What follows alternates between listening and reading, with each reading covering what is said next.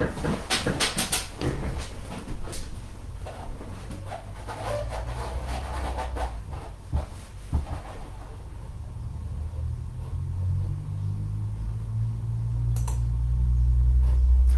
hermanos, ¿cómo están? Dios les bendiga. Bienvenidos un día más a esta cita, ¿cierto?, que tenemos cada domingo con la palabra del Señor. Damos gracias a Dios porque nos permite un día más estar acá de cierta forma congregados, ¿cierto? Porque usted ha apartado un tiempo para poder estar con los hermanos, ¿cierto? Aunque no nos podemos ver, pero sí podemos, ¿cierto?, estar reunidos en el Espíritu. Podemos estar en un mismo sentir en el día de hoy, hermanos, con las ansias, ¿cierto?, que tenemos de escuchar la palabra de Dios, con las ansias que tenemos de poder un día más, ¿cierto?, aprender un poco más de su palabra, aprender un poco más de lo que el Señor nos tiene preparado el día de hoy, hermanos. Damos gracias al Señor porque Él nos entrega vida, nos entrega salud. Hemos estado sanos, ¿cierto?, gracias a nuestro Padre Dios, y es motivo, hermano, para dar gloria a nuestro Padre y cada día agradecerle, ¿cierto?, cada día darle gracias por todas sus misericordias, porque Él ha sido bueno, es bueno y seguirá siendo bueno hasta el día de su venida, hasta el día del fin. Vamos a continuar, hermanos, con el tema que estamos viendo sobre la reconstrucción del templo en Jerusalén, la tercera parte. Y hemos visto, ¿cierto?, en varios puntos de lo que va a acontecer con referente a la reconstrucción del templo, ¿cierto? Y que sabemos que es la señal más grande de la venida de nuestro Señor Jesús. Es una de las mayores señales de la venida del Mesías. Sin lugar a duda, hermanos, estamos viviendo los últimos tiempos. De eso no hay duda, ¿cierto? Ya lo hemos visto muchas veces y lo volvemos a repetir, que no hay duda de que estamos en los tiempos finales. Y es increíble, hermanos, y es penoso también, que aún estando en los tiempos finales veamos las sillas de las iglesias vacías. Es penoso, hermanos, que ver cómo las personas que se dicen ser creyentes les cuesta tanto, hermano, tanto congregarse, y les cuesta tanto buscar del Señor. Decimos que estamos en los últimos tiempos. Hablamos muchas veces que estamos en el fin, ya que no queda tiempo, que debemos arrepentirnos, que debemos estar, ¿cierto?, cada vez más aferrados de la mano del Señor, pero muchas veces son solo palabras que salen de nuestra boca. Y vemos mucha gente, muchas personas que dicen ser cristianos, hermano, pero les cuesta tanto congregarse, les cuesta tanto buscar al Señor, les cuesta tanto estar con los hermanos. Les cuesta tanto, hermano, ir a la casa del Señor a adorar, a rendirle culto al Señor junto a los hermanos, a gozarse, hermano, los unos con los otros, ¿cierto?, a saludarse, a tener hermandad, compañerismo con la iglesia del Señor. Es increíble cómo hay cristianos, ¿cierto?, que son como la policía secreta, ¿cierto?, son cristianos de la secreta, encubiertos. Son cristianos, pero solamente ellos saben que son cristianos, hermano. Y ni siquiera sus hechos o sus actos demuestran lo contrario, o que sean personas que han sido transformadas o que han sido renovadas, ¿cierto? Es penoso, hermano, es penoso esto, porque nosotros, si decimos ser cristianos, ¿cierto?, anhelamos en nuestro corazón, en primer lugar, estar con el Señor. Si decimos ser cristianos, anhelamos en nuestro corazón la presencia de nuestro Padre. Anhelamos también, ¿cierto?, estar con nuestros hermanos. Anhelamos también que llegue el día donde podamos estar reunidos con nuestros hermanos para cantar al Señor, para escuchar la palabra de Dios, para ver qué es lo que tiene Dios preparado para nosotros. Y muchos no son así, hermano. Muchos no son así. La Escritura, ¿cierto?, nos advierte sobre esto, que en los últimos días, que en los postreros tiempos, el amor de muchos se enfriará. Y cuando habla de esa palabra amor, habla de el amor hacia Dios, el amor hacia su palabra, el amor a la Escritura, el amor a la congregación, el amor hacia el Padre, hacia Dios. El amor de muchos se enfriará, se va a enfriar, hermano. Y eso es lo que debemos cuidar nosotros. Debemos cuidar de que ese amor no se nos enfríe, de que estar siempre, ¿cierto?, avivando ese don de Dios que está en nosotros. avivar ese fuego, ¿cierto?, que está en nuestro corazón y que no se apague esa llama, hermanos, cada día. Que podamos, ¿cierto?, por medio de una predicación, por medio de la palabra del Señor, avivar ese fuego y aumentar cada día nuestra fe. Porque la fe viene por el oír y el oír la palabra del Señor, hermano. Quiere tener fe, quiere ser un cristiano firme, quiere ser un cristiano verdadero, llamado por el Señor. Si es así, usted anhela la palabra. Si es así, usted anhela el consejo del Señor y va a querer cada día, ¿cierto?, crecer y crecer en sabiduría, y tomado de la mano, ¿cierto?, va a crecer también en fe. Pablo, Juan, Daniel y Ezequiel. Estos personajes, ¿cierto?, principales nos hablan de la reconstrucción del templo y que es necesario que se cumpla. El templo, como lo hemos dicho, ¿cierto?, es el lugar donde el anticristo tiene que entrar y sentarse en él, hermano. Ese va a ser una señal también de que el Mesías vendrá pronto. La Biblia nos enseña que Israel ha tenido solo un templo, el mismo que hemos visto y que ha sido edificado y destruido 2 veces. Originalmente este templo fue construido, ¿cierto?, por el rey Salomón en el año 966 a.C. bajo el mandato de David. Si bien, ¿cierto?, el mandato viene de parte del Señor, de Dios, viene de parte del mismo Dios, ¿cierto?, para la edificación de este templo, Dios, ¿cierto?, le da la orden a David de que Salomón será el que construirá el templo. En Primera de Reyes 6:38, y en el 11º año, dice, en el mes de Bul, que es el mes 8º, fue acabada la casa con todas sus dependencias y con todo lo necesario. La edificó pues en 7 años. Eso se demoró, ¿cierto?, en ser edificado el templo del Señor. Y este templo estaba dividido en 3 etapas, ¿cierto? Los atrios, el lugar santo y el lugar santísimo, donde entraba el sacerdote solamente una vez al año y purificado, ¿cierto?, para que no fuera muerto. Ofrecía sacrificio por sus pecados y por los pecados del pueblo. Todos estos los ataques, ¿cierto?, que recibió este templo cuando fue destruido, estaban bajo el dominio de Dios y eran castigo por la idolatría y por el pecado de Israel, hermano. Los profetas siempre estaban sentenciando a los gobernantes, a los líderes del pueblo de Israel, para que ellos pudieran, ¿cierto?, estar enfocados en la palabra del Señor, en los mandatos, y vivir en santidad. Pero no era así, hermano, no era así. Así Dios enviaba a sus profetas para que ellos advirtieran a los reyes, advirtieran al pueblo también, porque ellos solamente eran, como muchas veces hay cristianos que son solamente de boca, ¿cierto?, que hablan muy lindo, pero en su vida son un desastre, no son ni siquiera son dignos de llamarse cristianos. Asimismo estaba el pueblo de Israel en ese tiempo, y los profetas eran, ¿cierto?, eran un ayo, eran un guías para el rey y para la gente, para el pueblo.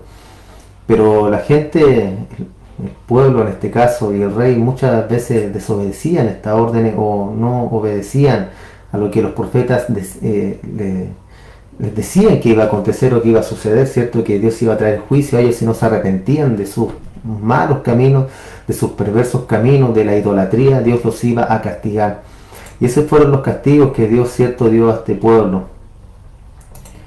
El pueblo pasó 70 años cautivo en Babilonia. En Daniel 9:1, en el año primero de Darío, hijo de Asuero, de la nación de los Medos, que vino a ser rey sobre el reino de los Caldeos. En el año primero de su reinado, yo, Daniel, miré atentamente en los libros del número de los años que habló Jehová al profeta Jeremías, que habían de cumplirse la desolación de Jerusalén en 70 años. Al cumplirse estos 70 años, Israel fue liberado de Babilonia con el objetivo de reconstruir el templo que había sido destruido por ellos mismos, por los babilonios.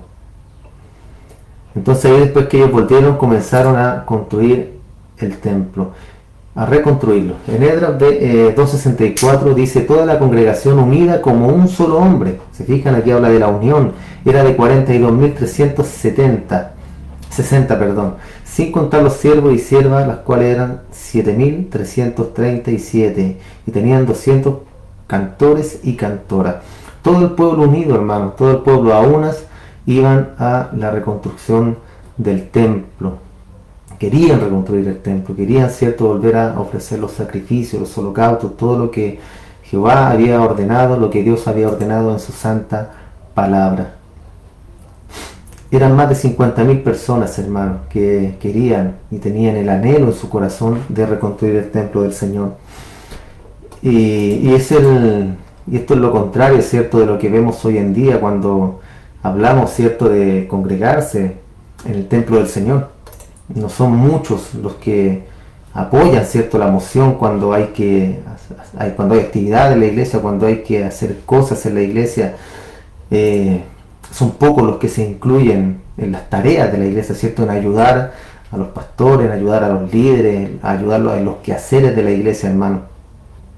Y es parte, cierto, de no de la reconstrucción, cierto, de un templo, sino que es parte de la ayuda es parte de la ayuda de la congregación, de la unidad también que debe haber en un cuerpo, como nos habla el apóstol Pablo, cierto, cuando habla de la unidad del cuerpo y la diversidad que tenemos como personas. Entonces, hoy en día no se ve mucho esto, hermano. Si bien hay gente entregada al Señor, si bien hay gente que ama a Dios, que ama al Señor y dan todo por la iglesia, dan todo por la obra del Señor, así también hay gente o personas que no aportan nada a la iglesia, hermano, que no son un aporte para la iglesia del Señor. Al contrario, muchas veces son carga para la iglesia. No estoy diciendo que sea malo esto, hermano, no estoy diciendo eso, sino que hablamos también de la diversidad que hay en cada iglesia y de la diversidad de las personas, de los caracteres que hay en las personas y las iglesias. La iglesia está construida de muchas personas y somos todos imperfectos, hermano, somos todos imperfectos. Pero a lo que voy yo es cuando se demuestra el amor por la obra del Señor, es cuando están siempre ahí las personas queriendo ayudar, queriendo satisfacer las necesidades de la obra del Señor. Tanto yo como una persona, cierto, que puedo aportar algo físico, como en lo material y como en lo económico también en la iglesia, hermano, porque es un cuerpo y es el cuerpo de Cristo. Todo, cierto, se utiliza, tanto los dineros que entran en la iglesia, tanto la ayuda económica, tanto la ayuda de los hermanos, la ayuda física, cierto, intelectual, a lo mejor muchas veces de alguna persona que puede cooperar o aportar por ejemplo, ahora en redes sociales, en todo el manejo, cierto, de las redes sociales. Todo esto también se valora, hermano, porque hablamos del amor al Señor, hablamos del amor por la obra del Señor y que esto avance y siga adelante y no esté ahí detenido, que no esté ahí parado, cierto, en este caso hoy en día por una pandemia, por un virus, que esto se detenga.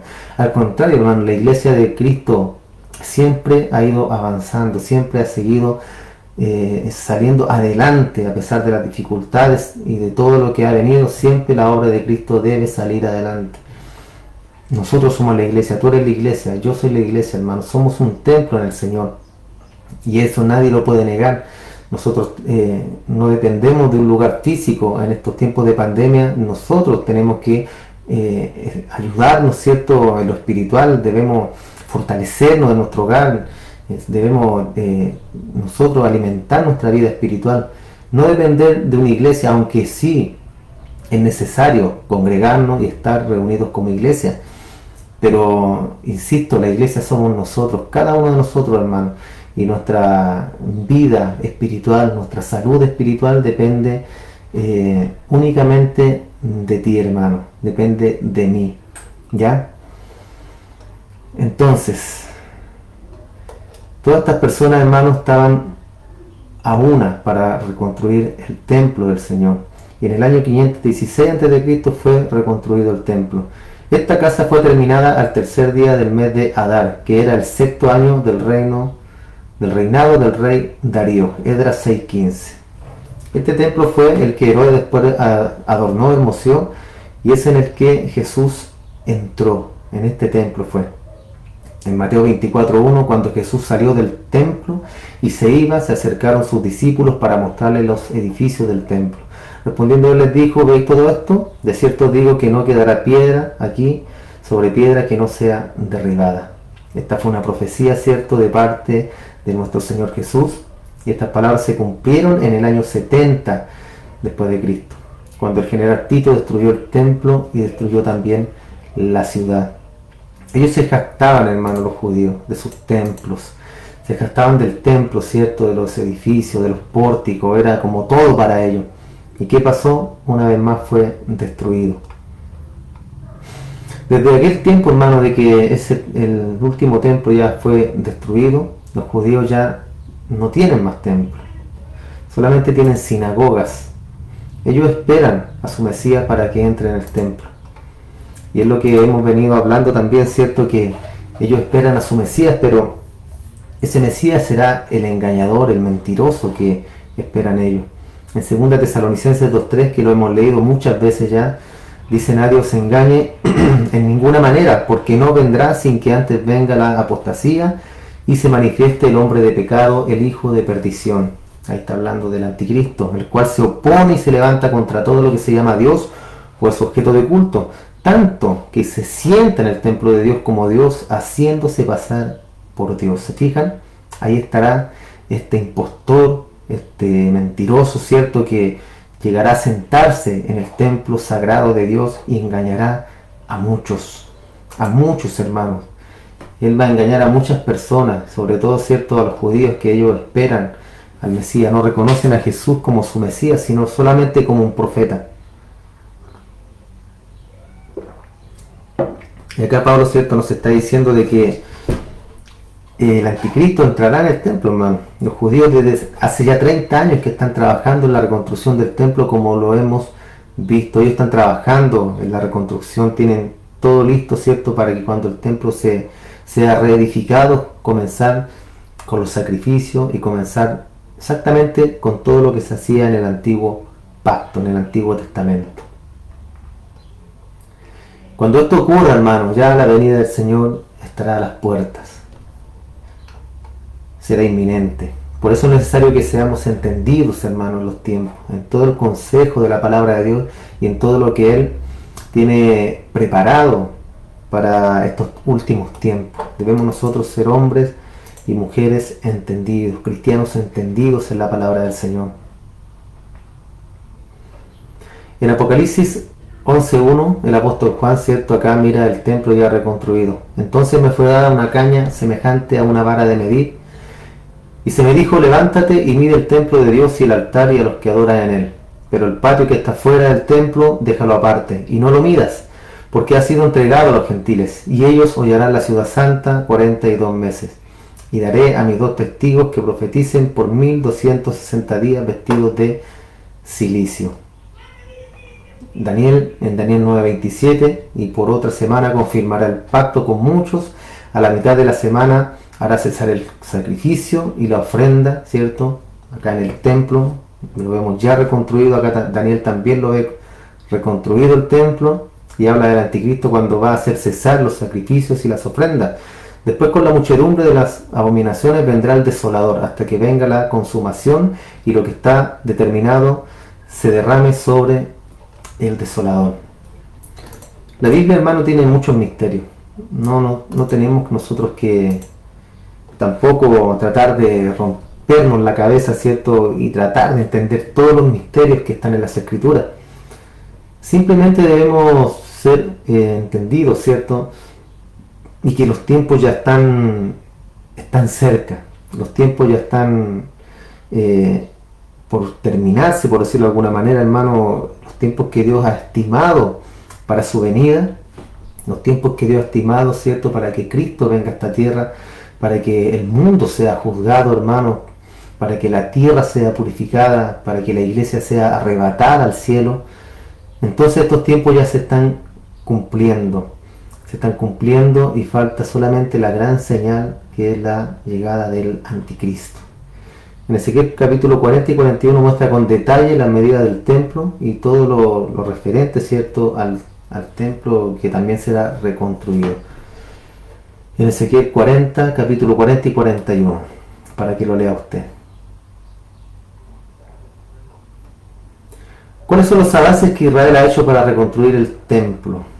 Como lo hemos visto, las vestimentas, las trompetas de plata, las bandejas para la sangre de los sacrificios, la mesa de los panes de la proposición, el incensario, el candelabro, hecho de oro también para esto, hermano, que estará junto al muro de los lamentos. Y en esto, hermano, han gastado mucho dinero para la reconstrucción del templo. Debemos, hermano, saber que los judíos no están jugando. Ellos no están jugando o no están suponiendo que van a reconstruir el templo. Esto no es un juego, hermano, para ellos, y mucho menos para nosotros, porque es una gran señal de la venida de nuestro Señor Jesús. Entonces ellos no están jugando, hermano, y nosotros tampoco. Debemos despertar y ver que ya la venida del Señor está cerca, está muy pronta. El sacerdocio ya está siendo entrenado para aquel día.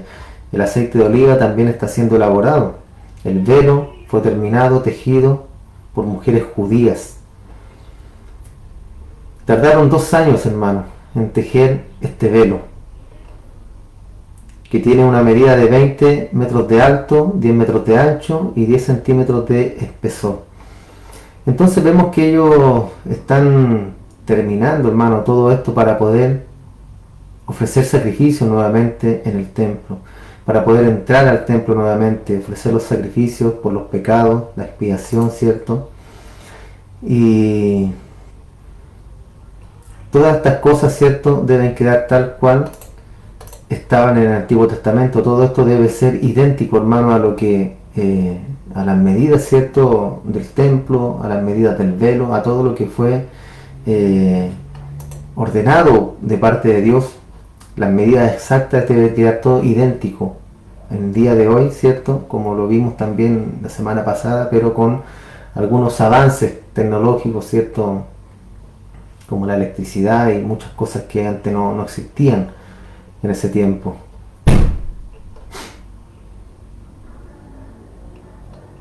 Las vacas rojas también están ya en Israel. Serán utilizadas en el sacrificio para la purificación del pueblo. Se perdieron 10 tribus por todo el mundo, hermano. Se dispersaron debido a la conquista de los asirios del reino del norte de Efraín, quedando solo la casa de Judá en Israel, que se compone de 2 tribus de Judá y Benjamín, que es del reino del sur. Esto se conoce como la diáspora. En el año 70 después de Cristo, los romanos destruyeron de nuevo la ciudad de Jerusalén y el templo, ¿cierto? Como lo vimos, los judíos fueron expulsados de la tierra de Israel y fueron dispersados por todas partes del mundo, en lo que hoy se conoce como la diáspora. Ellos fueron esparcidos por todo el mundo, hermano, por todo el mundo, ¿cierto? Fueron peregrinos hasta que pudieron volver nuevamente a ser nación. Israel no existía como nación antes del año 1948. Después de la Segunda Guerra Mundial, donde Hitler mató a más de 6 millones de judíos, luego de esto ellos no tenían dónde volver. Inglaterra, que era entonces la potencia mundial, en aquel entonces, ayudó a Israel para que en un solo día se constituyera como una nación, hermano. No existe una sola nación que se haya formado en un solo día. Solo Israel. En Isaías 66:7, antes que estuviese de parto, dio a luz. Antes que le viniesen dolores, dio a luz un hijo. ¿Quién oyó cosa semejante? Dice acá Isaías.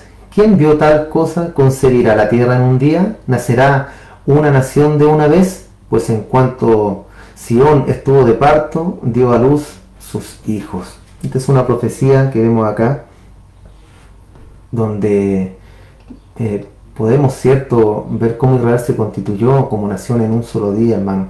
En el año 1948 al año 2018 Israel va a cumplir una generación. Al año 2018 se cumplió una generación entonces, ¿cierto?, de que Israel fue constituida como nación, como un país.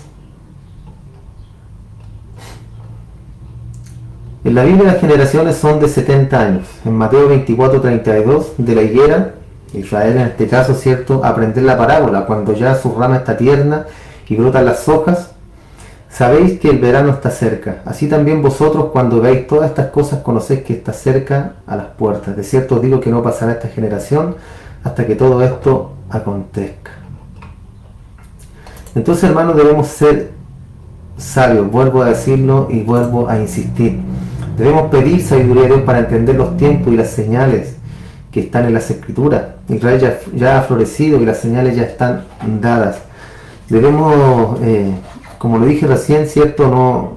No rompernos mucho la cabeza con temas tan a veces escondidos en la Escritura, hermano, pero sí echar una mirada a todo lo que está aconteciendo, ¿cierto? Y extraer algunos textos, algunas partes de los textos que nos enseñan a ver que estamos en los tiempos finales, que nos enseñan a ver que estamos ya en tiempos que vendrá nuestro Señor.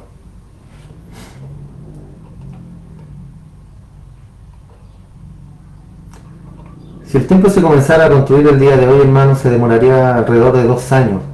Con la tecnología que hoy tenemos, se demoraría unos 2 años. En el año 600 los musulmanes colocaron su templo en el monte Moriah, y esto hace casi imposible la reconstrucción del templo, como también lo hemos visto. Los musulmanes no lo van a permitir, y esto puede provocar una guerra santa, ¿cierto?, como se le conoce, y sangrienta. Hoy en día el ambiente en el Medio Oriente está que estalla. Estos días escuché una noticia, hermano, iba en el vehículo, escuché en la radio que iba a cesar el fuego de parte de los musulmanes hacia Israel. Fue una noticia que la escuché así de paso solamente, y se me vino al tiro a la cabeza esto que estamos viendo, hermano. Porque que haya un cese del fuego también es una señal, porque es una señal de que habrá paz. Entonces, si hay paz, hermano, ¿quién es el que traerá la paz? El anticristo. Y ahí es donde debemos, ¿cierto?, no preocuparnos, sino que estar alerta al escenario mundial, alerta a lo que está aconteciendo, porque ese es el punto central, hermano. Israel, ¿cierto?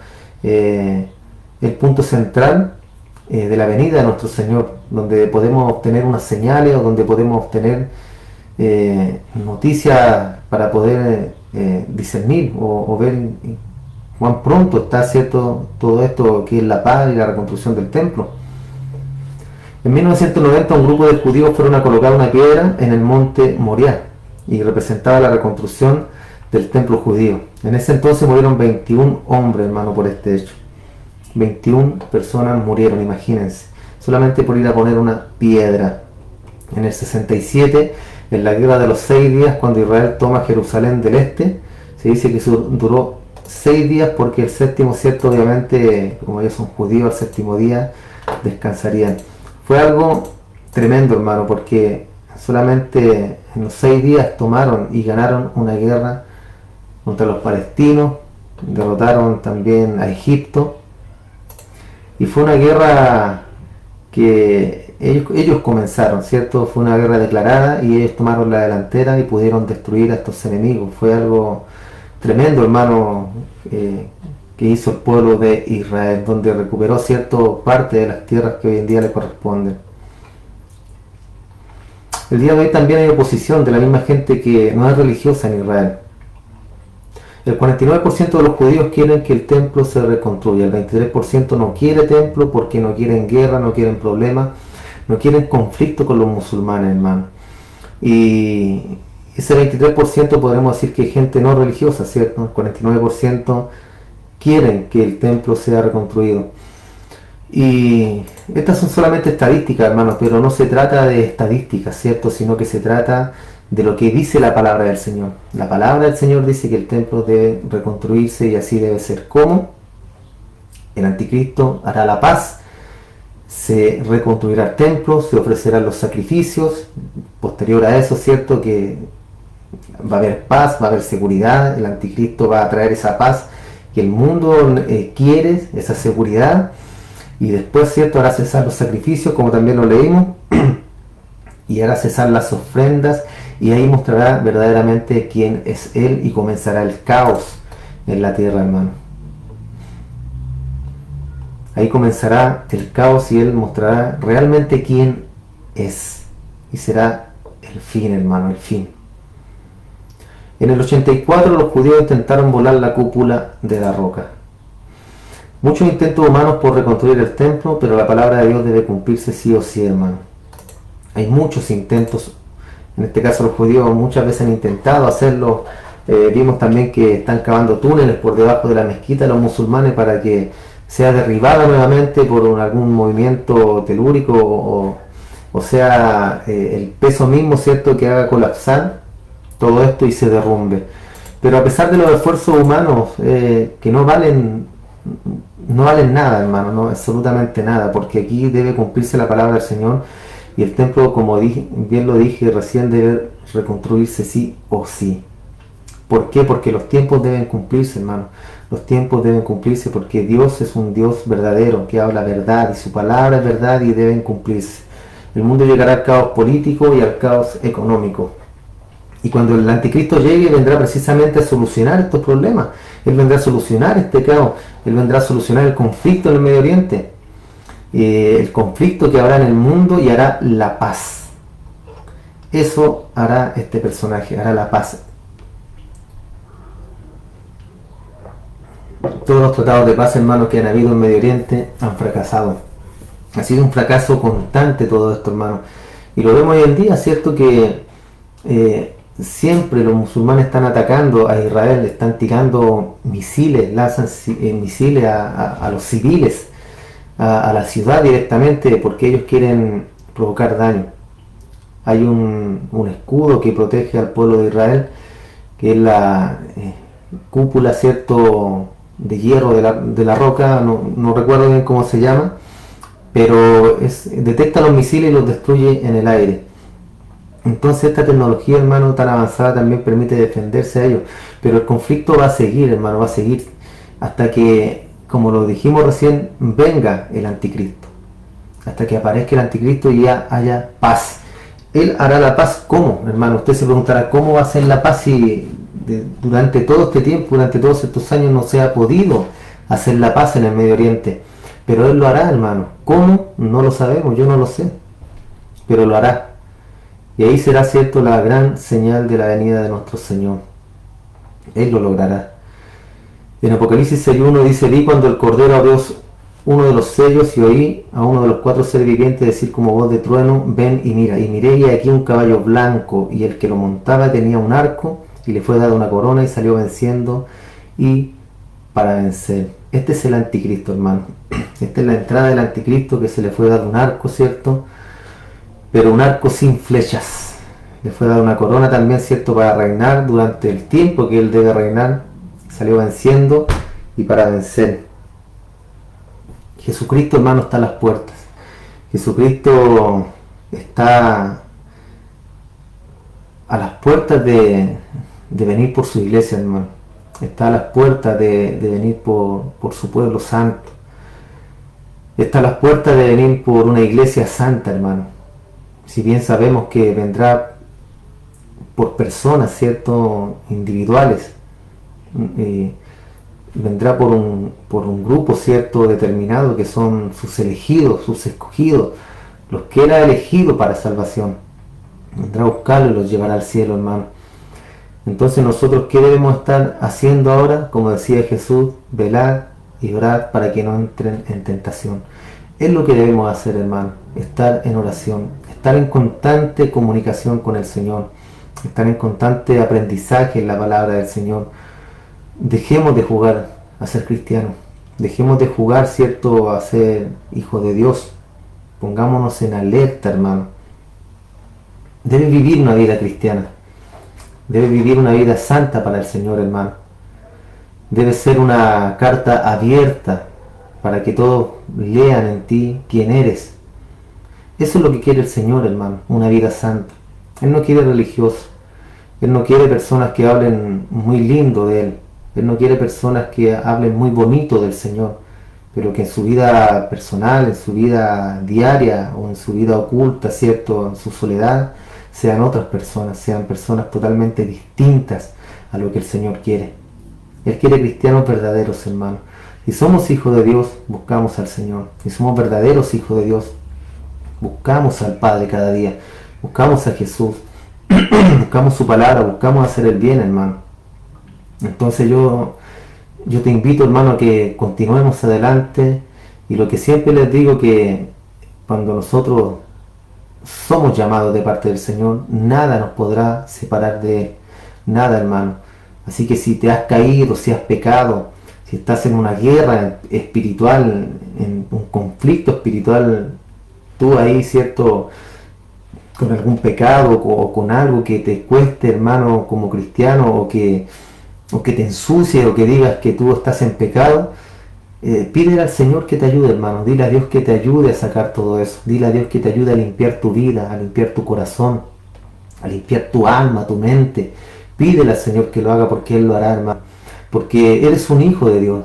Si no fuera así, ya te hubieras entregado a ese pecado y a los placeres del mundo, a los pecados de la carne, a los pecados de la vida, a todo lo que es pecado en este mundo.